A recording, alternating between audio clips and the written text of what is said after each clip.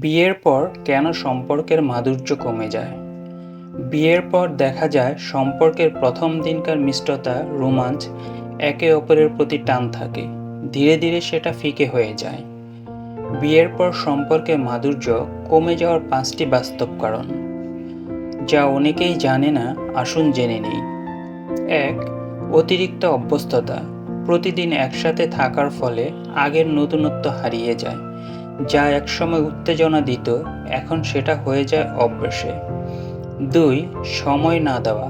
সংসার, কাজ, দায়িত্বের চাপে দাম্পত্য জীবনের সময় কমে যায়। ভালোবাসা চায় যত্ন, সময়ের ঘাটতিতে সেটা শুকিয়ে যায়।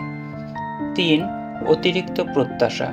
প্রাপ্তির চেয়ে প্রত্যাশা বেশি হলে ভালোবাসার চাপ হয়ে দাঁড়ায়। ৪. বোঝাপড়ার অভাব।